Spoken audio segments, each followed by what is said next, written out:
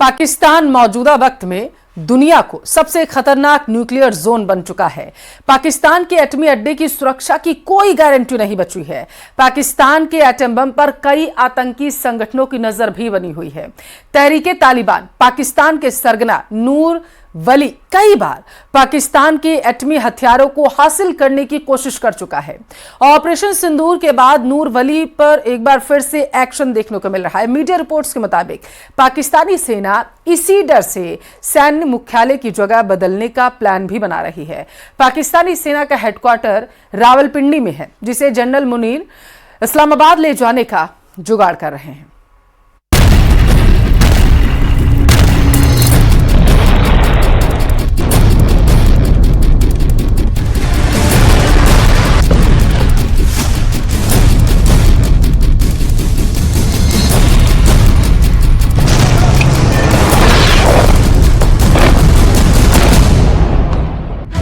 धरती के सबसे खतरनाक न्यूक्लियर जोन।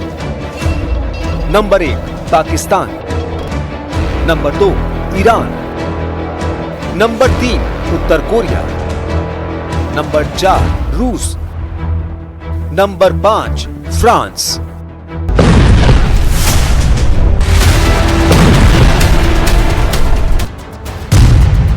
पाकिस्तान धरती पर सबसे खतरनाक परमाणु जोन है।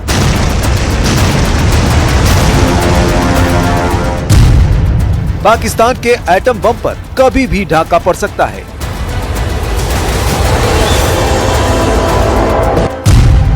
पाकिस्तान से एटम बम छीन लेने की मांग हो रही है।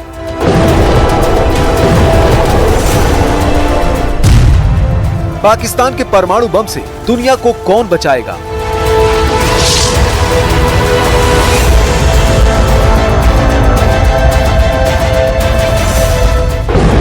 ऑपरेशन सिंदूर ने पाकिस्तान के इतने चेहरे बेनकाब किए हैं जिसकी गिनती नहीं की जा सकती। पाकिस्तान इतने तरह से तबाह हुआ है कि उसे कई साल उबरने में लगेंगे। 3 दिन के युद्ध में पाकिस्तान की सेना की हार हुई। पाकिस्तानी हथियारों की पोल खुली, पाकिस्तानी जनरलों की हेकड़ी निकली, पाकिस्तान सैन्य ठिकाने तबाह हुए और पाकिस्तान के एटमी खतरे को दुनिया ने जान लिया। जब हमारी फौजें न्यूक्लियर ब्लैकमेल की धमकी की हवा निकाल देती हैं, तो आकाश से पाताल तक एक ही बात गूंजती है, भारत माता की जय। कि ऑपरेशन सिंदूर अभी खत्म नहीं हुआ है। जो कुछ भी हुआ है वह सिर्फ एक ट्रेलर मात्र था। अब जब समय आएगा, जब भी सही समय आएगा, तो हम पूरी पिक्चर भी दुनिया को दिखाएंगे। वो एटम बम जिसके धमाके से दुनिया दहल जाती है, वो न्यूक्लियर हथियार जिनकी त्रासदी कई पीढ़ियां झेलती है, उसको लेकर भी पाकिस्तान बदनाम हो चुका है। पाकिस्तानी न्यूक्लियर वेपन पूरी दुनिया के लिए टेंशन बन गए हैं। अमेरिका हो या एशिया, दुष्ट देश पाकिस्तान से अलर्ट हो चुके हैं। महाशक्तियां परेशान हैं। डोनाल्ड ट्रंप हो, प्रेसिडेंट पुतिन हो या फिर यूरोपीय महाशक्तियां, सबकी टेंशन सिर्फ और सिर्फ पाकिस्तानी नरसंहार के हथियार हैं। पाकिस्तान ने ऐसा एटमी प्रोपेगेंडा फैलाया है कि पूरी दुनिया में हड़कंप मचा है। पाकिस्तान ने न्यूक्लियर रेडिएशन लीक का प्रपंच रचकर अमेरिका तक के होश उड़ा दिए। पाकिस्तान में प्लूटोनियम लीक की अटकलें आंधी की शक्ल में फैली, जिसकी सुर्खियां पूरी दुनिया में बनी। लेकिन यह हथकंडा पाकिस्तानी जनरलों ने क्यों आजमाया? जनरल मुनीर आखिर क्यों एटमी आग से खेल रहे हैं? क्या पाकिस्तान की दोगली एटमी पॉलिसी का पर्दाफाश होने से जनरल मुनीर बौखलाया है? रक्षा मंत्री राजनाथ सिंह ने जब से पाकिस्तानी परमाणु बमों की निगरानी की सख्त जरूरत की मांग की है, पूरे पाकिस्तान में कोहराम मचा है। पाकिस्तान ने ऑपरेशन सिंदूर के बाद किराना हिल्स में न्यूक्लियर रेडिएशन का मनगढ़ंत ड्रामा रचा। पाकिस्तानी सोशल मीडिया में किराना हिल्स पर बने खुशब परमाणु परिसर में प्लूटोनियम के रिसाव का ढोंग किया गया, जिसके बाद अंतर्राष्ट्रीय परमाणु ऊर्जा एजेंसी ने सभी अटकलों को खारिज करने के लिए बयान जारी किया। IAEA ने साफ कर दिया कि पाकिस्तान के किसी भी परमाणु ठिकाने से कोई रेडिएशन लीक नहीं हुआ है। भारतीय सेना ने इन अटकलों को उसी दिन खारिज कर दिया था जब किराना हिल्स पर हमले को लेकर पाकिस्तान ने हवा बनानी शुरू की थी। Thank you for telling us that Kirana Hill houses some nuclear installation. We did not know about it. Okay. And we've not hit Kirana Hills, whatever is there. Okay. I did not brief in my briefing yesterday. Bharat ने पाकिस्तान को जहां जहां घुसकर मारा उसके सबूत पूरी दुनिया को दिखाए, लेकिन पाकिस्तानी जनरलों के शैतानी दिमाग से निकले फितूर ने सबसे बड़ी बात उजागर कर दी, बात एटमी खतरे की। पाकिस्तान जैसे नेशन के पास न्यूक्लियर हथियार रहने चाहिए या नहीं, पाकिस्तान के एटम बम को किस तरह खत्म किया जा सकता है, तो पहले पाकिस्तान की एटमी पावर खत्म क्यों करना जरूरी है, इसे समझिए। जनवरी महीने की बात है, पाकिस्तान में एक बड़ा किडनैपिंग कांड हुआ। पाकिस्तान के तहरीके तालिबान ने पाकिस्तान के 16 वैज्ञानिकों का अपहरण किया। किडनैप किए वैज्ञानिकों का वीडियो रिलीज कर टीटीपी लड़ाकों ने जनरल मुनीर को घुटने पर ला दिया। टीटीपी फाइटर्स ने पाकिस्तान की सुरंग से यूरेनियम लूट का दावा तक किया था। पाकिस्तान के तालिबान ने परमाणु वैज्ञानिकों का अपहरण पाकिस्तानी सेना के अफगानिस्तान में हमले के जवाब में किया। टीटीपी ने लकी मरवत में काम कर रहे काबुल खेल एटॉमिक एनर्जी खनन के 18 लोगों की किडनैप कर सौदेबाजी की, जिनका आज तक पता ठिकाना किसी को नहीं लगा। तालिबान लड़ाके यही नहीं रुके, इसके बाद टीटीपी के परमाणु ठिकानों को निशाना बनाने की कोशिश की रिपोर्ट आई। यह हमला कराची में मसरूर एयरबेस पर हुआ, जहां पाकिस्तान ने जंगी जेट और मिसाइलों में न्यूक्लियर बम फिट कर रखा है। हालांकि मसरूर बेस पर तालिबानी हमले की साजिश वक्त रहते पता चल गई, लेकिन इससे ये साफ हो गया कि पाकिस्तान के परमाणु बम सेफ नहीं। तालिबान की तरह ही लश्कर और जैश के खूंखार लड़ाके भी एटमी हथियारों पर डाका डाल सकते हैं। ये खतरा खुद अमेरिका भी जता चुका है। अमेरिका ने पाकिस्तान की लॉन्ग रेंज एटमी मिसाइल को भी अपने देश के लिए विनाशकारी माना है। Developed increasingly sophisticated missile technology, from long-range ballistic missile systems to equipment that would enable the testing of significantly larger rocket motors. If these trend lines continue, Pakistan will have the capability to strike targets well beyond South Asia, including in the United States. Super power America ने पाकिस्तान से atom bomb छीनने का plan भी बना रखा है। इस plan को अमेरिकी खुफिया और सैन्य जानकारों ने न्यूक्लियर स्नैच ऑपरेशन और रेंडर सेफ मिशन का नाम दे रखा है। 2010 में द टाइम्स की एक रिपोर्ट के मुताबिक अमेरिका ने एक विशेष यूनिट बनाई है, जिसे एटमी हथियारों को जब्त करने और निष्क्रिय करना मिशन दिया गया। 2011 में ओसामा बिन लादेन के एबटाबाद में मारे जाने के बाद अमेरिका ने पाकिस्तान के परमाणु ठिकानों की पहचान की थी। 2011 में एनबीसी न्यूज की रिपोर्ट में कहा गया, अमेरिका के पास पाकिस्तान के परमाणु हथियारों को सुरक्षित रखने के लिए गुप्त योजनाएं हैं, जिनमें जॉइंट स्पेशल ऑपरेशन कमांड शामिल है। लादेन की मौत के बाद अमेरिका ने अपना प्लान बदल लिया, मगर अब इसकी जरूरत फिर महसूस होने लगी। तो किस तरीके से पाकिस्तान के परमाणु हथियारों के खतरे को टाला जा सकता है? क्या पाकिस्तान से एटम बम छीनने की शक्तियां अंतर्राष्ट्रीय परमाणु ऊर्जा एजेंसी के पास हैं? फिलहाल अगर किसी देश में आतंकियों से परमाणु सुरक्षा को खतरा हो, तो IAEA संयुक्त राष्ट्र को इसकी जानकारी दे सकती है। एटमी पावर देश पर कोई भी कार्रवाई तभी हो सकती है जब UN सिक्योरिटी काउंसिल कुछ तय करे। आज की तारीख तक अंतर्राष्ट्रीय परमाणु ऊर्जा एजेंसी ने किसी भी देश के परमाणु हथियारों पर कब्जा नहीं किया है, लेकिन कुछ मामलों में IAEA ने निगरानी की है, वो भी उस देश की सहमति लेकर। ईरान के न्यूक्लियर प्रोग्राम पर IAEA ने सेफगार्ड इंस्पेक्शन किए। हालांकि UN सिक्योरिटी काउंसिल किसी देश को एटमी थ्रेट मान ले तो एक्शन लिया जा सकता है। UN सिक्योरिटी काउंसिल के चैप्टर 7 के तहत UN के सदस्य देश जैसे अमेरिका, फ्रांस आर्मी एक्शन लेकर किसी भी देश के परमाणु हथियारों को कब्जे में ले सकते हैं।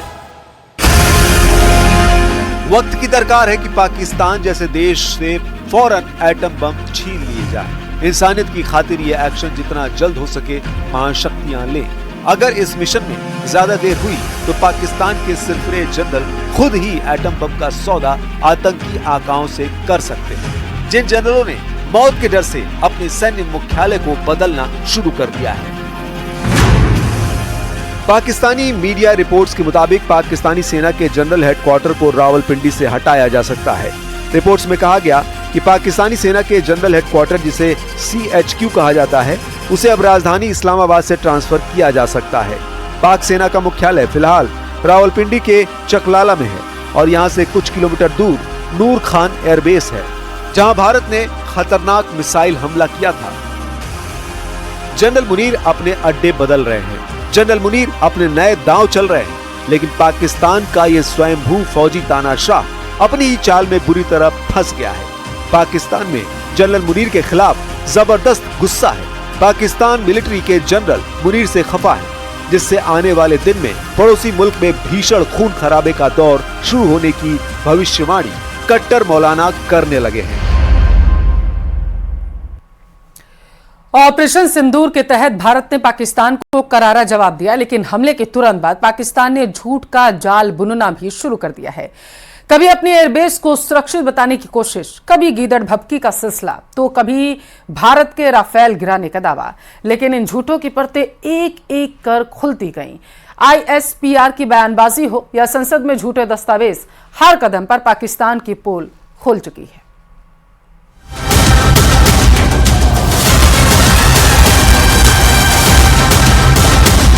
हम घर में घुसकर मारेंगे।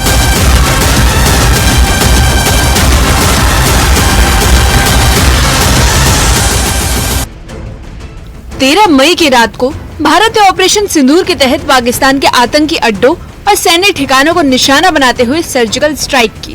भारतीय सेना और थल सेना ने सटीक कार्रवाई करते हुए पाकिस्तान के कराची, बहावलपुर, भोलारी, मियांवाली पर 15 ब्रह्मोस मिसाइल दागी और पाकिस्तान के 11 प्रमुख एयरबेस तबाह कर दिए। लेकिन आखिर तक पाकिस्तान तबाही के आंकड़े छिपाता रहा और गलत आंकड़े बताकर गुमराह करने की कोशिश करता रहा। इसके अलावा ऑपरेशन सिंदूर के अगले ही दिन पाकिस्तान सरकार और ISPR ने एक के बाद एक झूठ फैलाना शुरू कर दिया।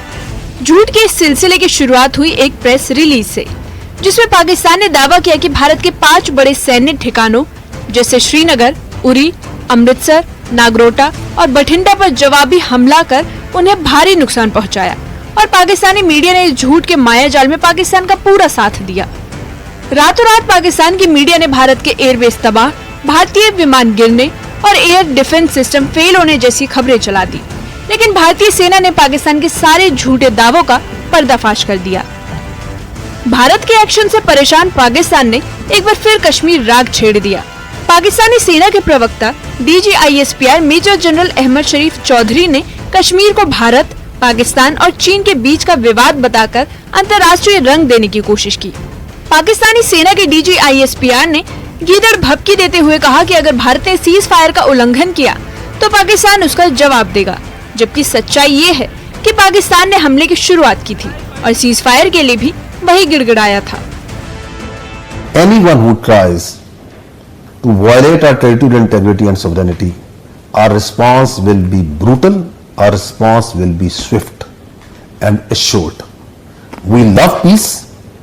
If you see the streets of Pakistan right now, we are not celebrating victory, we are actually celebrating peace. जहां एक ओर पाकिस्तान लगातार झूठ के पुलिंदे बांध रहा है, वहीं दूसरी ओर पाकिस्तान एयरफोर्स के पूर्व air vice marshal Masood Akhtar ने खुद ऑपरेशन सिंदूर की सच्चाई कबूल कर ली है।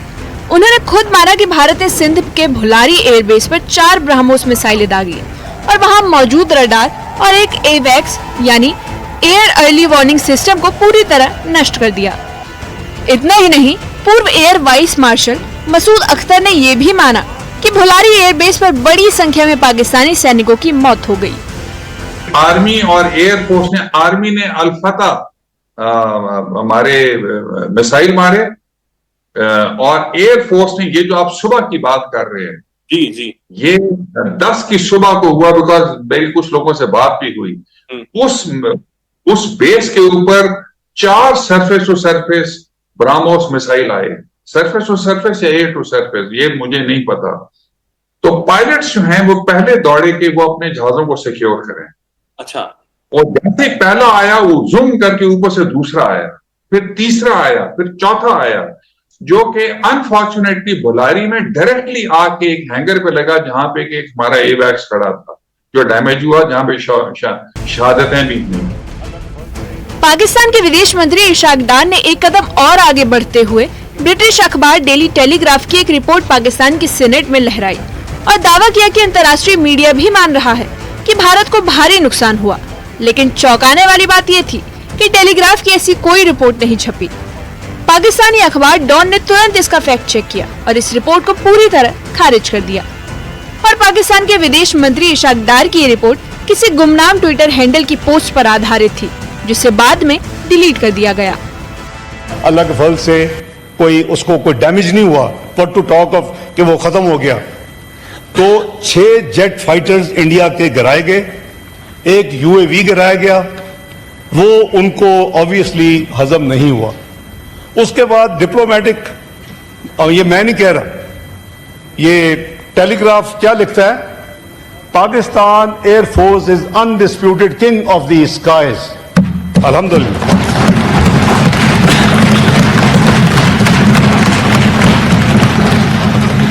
अल्लाह ताला का बहुत शुक्र किया, गुरूर नहीं किया, तकब्बर नहीं किया, बड़ी स्टेटमेंट्स नहीं दी।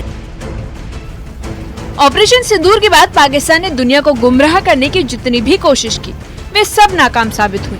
फर्जी आंकड़े, झूठे वीडियो, गढ़ी गई रिपोर्ट्स और संसद में लहराए गए मनगढ़ंत दस्तावेज, इन सब का सच एक एक कर सामने आ गया है।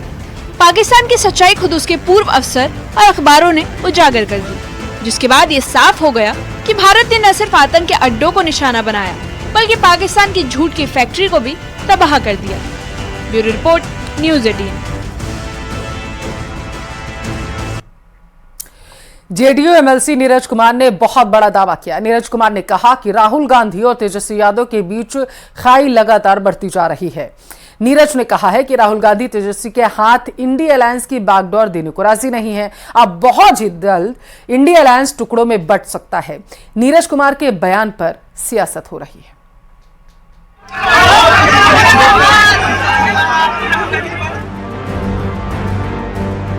ये तस्वीर 15 मई 2025 की। कांग्रेस सांसद राहुल गांधी बिहार आए, बिहार के दरभंगा गए,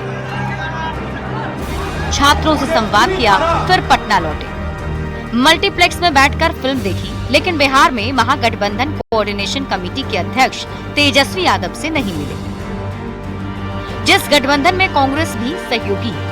अब इसका जिक्र करते हुए जेडीयू एमएलसी नीरज कुमार ने दावा किया है कि तेजस्वी यादव और राहुल गांधी के बीच खाई पैदा हो चुकी है और बहुत जल्द इंडिया अलायंस टुकड़ों में बढ़ जाएगा। कांग्रेस पार्टी ने ये तय कर लिया है कि तेजस्वी यादव के नेतृत्व में महागठबंधन की राजनीतिक दुर्गति हो गई। नीरज कुमार के बयान पर वार पलटवार का दौर शुरू हो गया है कि पेट में दर्द हो रहा है कि राहुल जी आए तो किससे मिले किससे नहीं मिले, हम आपको बता के मिलेंगे। बीजेपी ने नीरज कुमार के बयान का समर्थन किया है। पिक्चर बड़ी क्लियर है, कांग्रेस लालू के लाल भ्रष्टाचार के युवराज तेजस्वी यादव का राजनीतिक बोझ नहीं उठाना चाहती है, जबकि कांग्रेस का कहना है कि इनके पास कोई मुद्दा नहीं है, इसलिए ऐसे बिना मतलब की बात कह रहे हैं। जब कांग्रेस पार्टी का कार्यक्रम था तो इसमें तेजस्वी जी का क्या मतलब था भाई?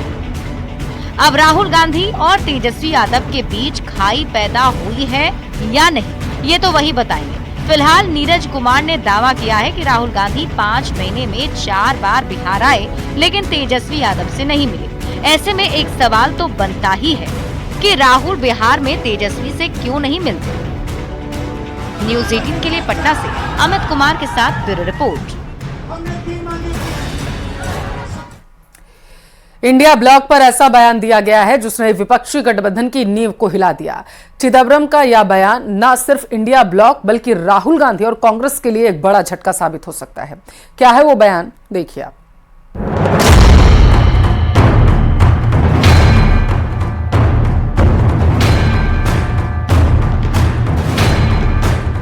कांग्रेस के दिग्गज नेता और पूर्व गृह मंत्री पी चिदंबरम के एक बयान ने सियासी गलियारों में हलचल मचा दी है। पी चिदंबरम ने साफ शब्दों में कहा कि इंडिया ब्लॉक बिखरता हुआ दिख रहा है। The future is not so bright as feel that the India alliance is still intact. I'm not sure. Chidambaram का ये बयान कांग्रेस और राहुल गांधी के लिए किसी बड़े घाव से कम नहीं है। जहां एक तरफ इंडिया ब्लॉक बीजेपी को चुनौती देने की बात करता रहा, वहीं चिदंबरम ने खुलकर कहा कि ये गठबंधन टूट चुका है। चिदम्बरम के इस बयान ने विपक्षी नेताओं में ही खलबली मचा दी है। If you want to take on the formidable BJP machinery, in my experience and my reading of history, there has been no political party which is so formidably organized as the BJP. In every department, it's formidable. It's not another political party. It's a machine behind which it's a machine, and the two machines control all the machinery of India. BJP ने चिदम्बरम के बयान को हाथों हाथ लिया और कहा कि चिदम्बरम ने इंडिया ब्लॉक को सच का सामना करवाया है। चिदम्बरम जी जो कांग्रेस के वरिष्ठ नेता है, उन्होंने इंडिया अलायंस और कांग्रेस को एक सच का सामना कराया है, ताकि जो कांग्रेस पार्टी और इंडिया अलायंस दोनों ही जेनजी की भाषा में बोले डिलुलू में है, डिल्यूजन में है, तो उनको जगाने का काम किया है। देखिए, इंडिया अलायंस क्या है? कोई देश के लिए मिशन और विजन के लिए थोड़ी बना है। इनके पास केवल और केवल अपना अपना एम्बिशन है, अपना अपना प्रेम फॉर करप्शन और कमीशन है, मोदी के खिलाफ ऑब्सेशन है और पॉलिटिक्स ऑफ मुस्लिम तुष्टीकरण और डिवीजन है। इसी की वजह से एक है, इनके पास नीति, नेता या नियत थोड़ी है। चिदम्बरम का ये बयान इंडिया ब्लॉक के लिए खतरे की घंटी है या फिर एक नई शुरुआत की ओर इशारा? विपक्षी गठबंधन के इस अगले कदम पर सबकी नजरें टिकी हैं। Bureau report, news 18।